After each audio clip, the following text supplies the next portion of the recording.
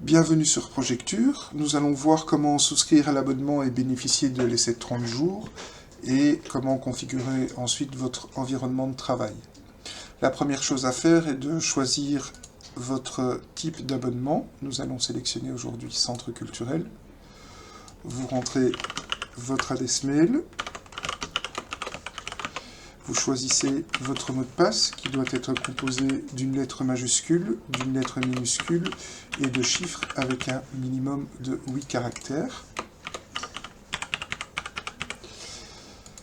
Ensuite, remplir le nom, prénom, le nom de votre organisation, l'adresse,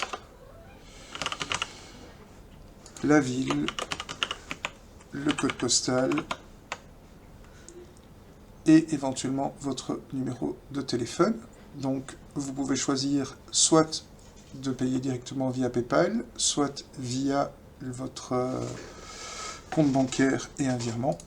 Quoi qu'il arrive, si vous payez par PayPal et que vous renoncez en dehors des 30 jours, vous serez remboursé. La politique de confidentialité, les conditions d'utilisation sont disponibles sur un simple clic. Je vous laisserai en prendre connaissance par vous-même. Et ensuite, nous procédons à l'inscription. L'inscription prend un petit moment, le temps pour Projecture de pouvoir configurer l'environnement de travail personnalisé et de créer votre base de données. Voilà qui est fait.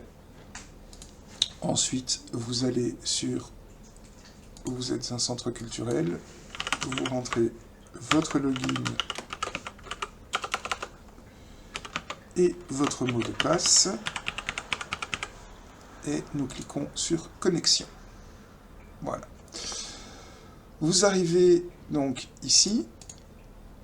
La première chose à faire est de configurer votre fiche.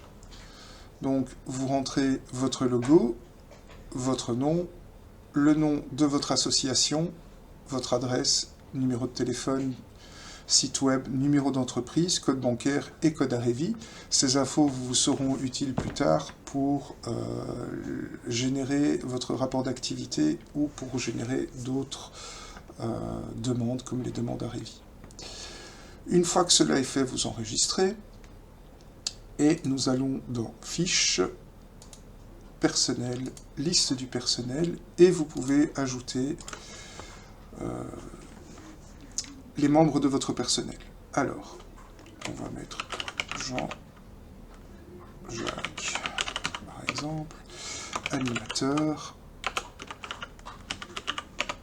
le numéro en cas d'urgence, son email, donc Jean, ici c'était test, test.com. Alors, la notion de responsable, c'est de savoir si votre membre du personnel sera responsable d'un projet ou d'une animation. S'il s'agit par exemple d'un régisseur ou d'autres personnes qui sont impliquées dans une animation ou un projet, vous laissez la case sur non. S'il s'agit d'un animateur, d'un coordinateur ou de toute personne qui pourrait être responsable d'un projet ou d'une animation, vous cochez oui. Vous ajoutez, vous voyez que l'enregistrement a été inséré avec succès. Donc, nous allons ensuite dans l'onglet Sécurité, Utilisateur. Vous êtes, vous, déjà là, et nous allons ajouter Jean. Donc, Jean qui a une adresse test.com. Vous choisissez un mot de passe. Il pourra toujours le changer plus tard. Il s'appelle Jean, Jacques, il est actif, il est animateur.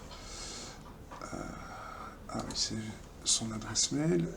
Alors, pourquoi cela est redondant? Parce que, comme je le disais tout à l'heure, vous pouvez avoir des membres du personnel qui ne sont pas utilisateurs. Administrateur ou agent, en fonction de... donc là, il n'a pas fait partie du personnel et comme il a déjà été rentré, vous pouvez l'ajouter.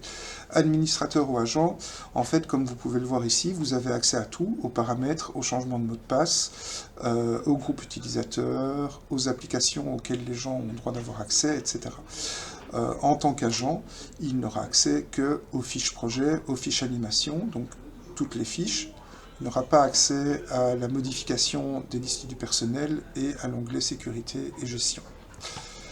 Donc ici, voilà.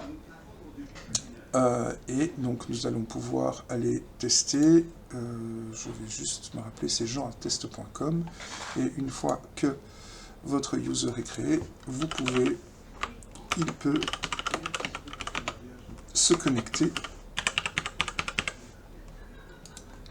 Voilà. Et comme vous le voyez, il n'a pas accès à toutes les informations que vous pouvez avoir. Voilà, on se retrouve dans une prochaine vidéo pour vous expliquer le fonctionnement de Projecture. Merci.